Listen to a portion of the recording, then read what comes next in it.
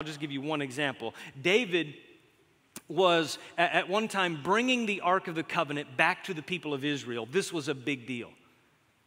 The Ark was the dwelling place of God, and it had not been with the people of Israel, and David was ushering the presence of God into this place.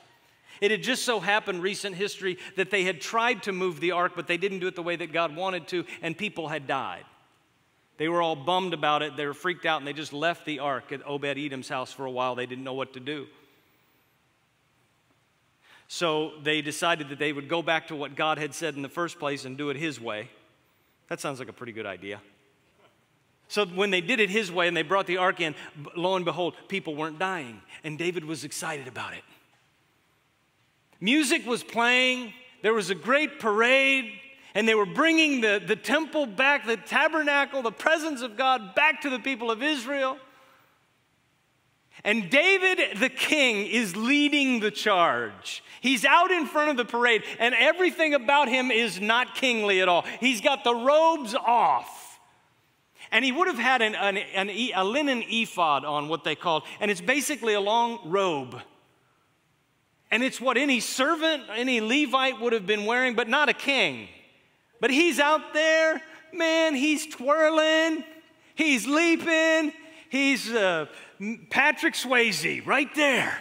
I mean, just amazing. And he's out there. But from the window, his wife, his first wife, who was a daughter of Saul, Michal, she's looking out the window. And the Bible says she despised him in her heart.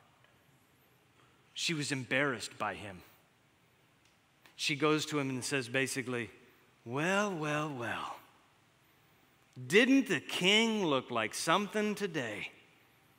Prancing and dancing out there in front of all those women, and I saw them looking at you. And she's basically saying, what is everybody going to say? I've already seen their Facebook posts. Oh, they're tweeting you. You're lighting up Twitter now. Way to go. You and your robe and your dance and the wind blowing just so and your thighs showing. How dare you as king? This is what she's feeling.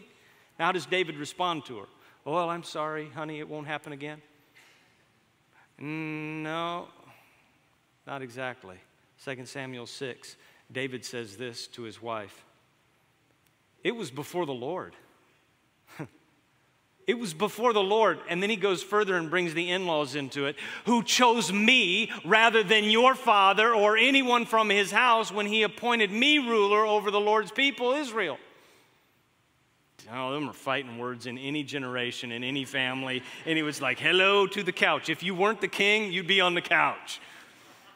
I will celebrate before the Lord, he says.